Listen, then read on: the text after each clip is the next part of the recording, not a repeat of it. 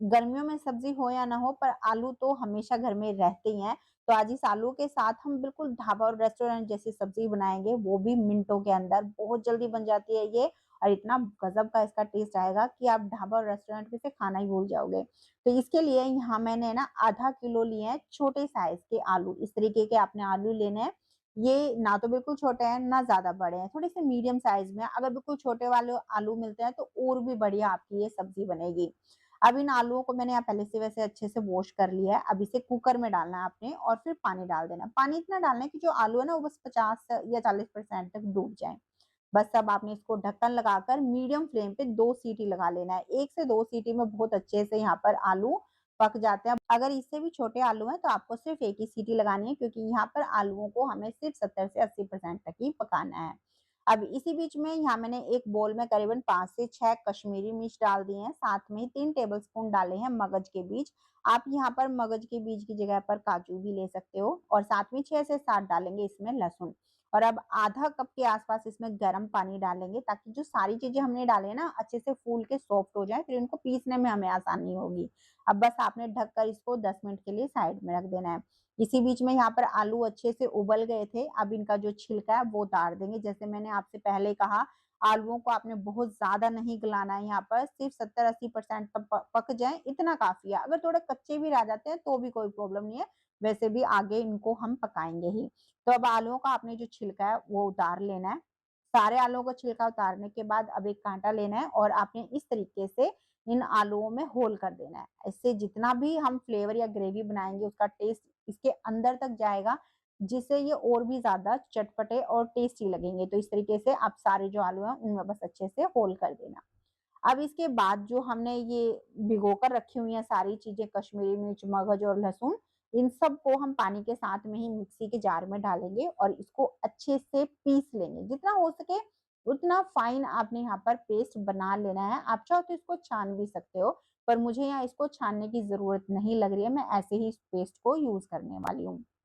अब इसके बाद हमें लेनी है आधा कप दही, फ्रेश दही आपने लेनी है, ज़्यादा खट्टी दही होगी ना तो फिर टेस्ट अच्छा नहीं आएगा। फिर इस दही के अंदर डालनी है 1 चौथाई छोटी चम्मच हल्दी पाउडर, 1 छोटी चम्मच तीखी वाली लाल मिर्च, 1 छोटी चम्मच कश्मीरी मिर्च पाउडर और 1 छोटी चम्मच ही सादा नमक। अब इन सारी चीज़ों को आपने अच्छे से मिक्स कर लेना है। दही के जो दाने हैं ना उनको आपने बिल्कुल बढ़िया से फेंट के स्मूथ कर लेना है, तो इस तरीके का बिल्कुल स्मूथ सा आपने यहाँ पर पेस्ट बना लेना है।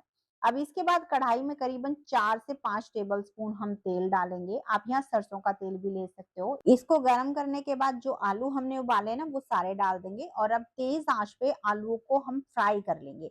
यहाँ थोड़ा-सा हम आलूओं को फ्राई कर लेंगे ना तो इस सब्ज़ी का टेस्ट और भी ज़्यादा बढ़ जाता है, तो आप हो सके तो ज़रूर फ्राई करना।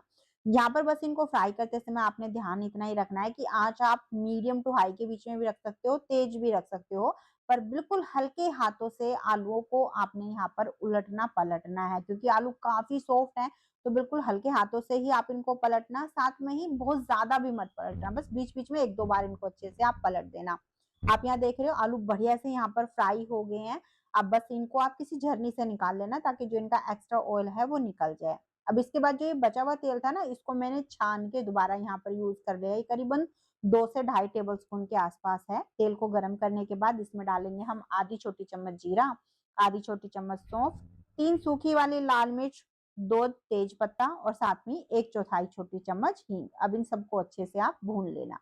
उसके बाद इसमें 1 छोटी चम्मच भर के डालेंगे हम कश्मीरी मिर्च का पाउडर। इससे ना सब्ज़ी में कलर बहुत बढ़िया आएगा, तो आपने इसको ज़रूर ऐड करना और ये लास्ट में ही ऐड करना है ताकि यहाँ पर कश्मीरी मिर्च का पाउडर जले नहीं। हल्का-सा कुछ सेकंड भूनने के बाद फिर जो हमने कश्मीरी मिर्च, मगज और लहसुन का पेस्ट बनाया वो डाल देंगे और साथ में ही फ्रेश दही वाला जो पेस्ट हमने बनाया था वो भी ऐड कर देंगे।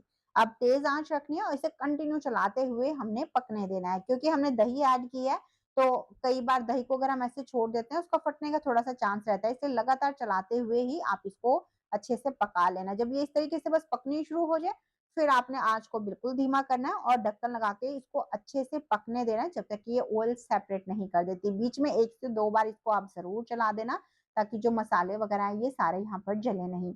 आप देख रहे हो बढ़िया से यहाँ पर मसाले यहाँ पर कुक हो चुके हैं, ऑयल इन्होंने सेपरेट कर दिया है। अब इस स्टेज पे आपने इसमें पानी डालना है। यहाँ पर आपने गर्म पानी ही डालना है और पानी की जो क्वांटिटी आप अपने हिसाब से थोड़ी-सी कम-ज़्यादा भी कर सकते हो। मैंने करीबन 1.5 से पौने 2 कप के आस-पास यहाँ पर गर्म पानी डाला है। तो जैसे भी आपको ग्रेवी पसंद हो ना, उस हिसाब से आप यहाँ पानी डाल लेना। इसको डालने के बाद बस आपने एक बार तेज़ आँच में इसमें पानी में उबाल आने देना है। इस तरीके से जब ये पकना शुरू हो जाए, बस फिर डालने हैं आपने यहाँ पर आलू और अब बस बढ़िया से आपने यहाँ पर इनको मिक्स कर लेना है। उसके बाद बस इसे बिल्कुल धीमी आँच पे आपने करीबन 10 मिनट के लिए पका लेना है। दम आलू बना रहे हैं तो धीमी आँच पे पकाओगे तो जो इसका टेस्ट है ना वो ज़्यादा बढ़िया आएगा।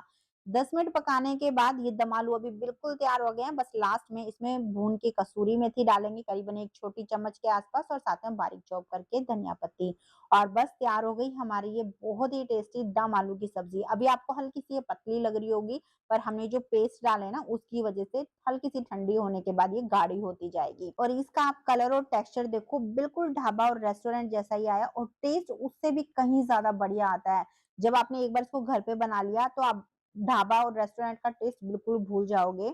इसको आप रोटी, पूरी, पराठा या चावल के साथ खाना बहुत टेस्टी लगती है। तो फ्रेंड्स आज की रेसिपी आपको कैसी लगी प्लीज़ कमेंट ज़रूर करना। पसंद आई तो एक प्यारा सा लाइक और शेयर ज़रूर कर देना और साथ में चैनल को सब्सक्राइब भी कर लेना। तो चलिए फिर मिलते हैं आपसे एक नई रेसिपी के साथ।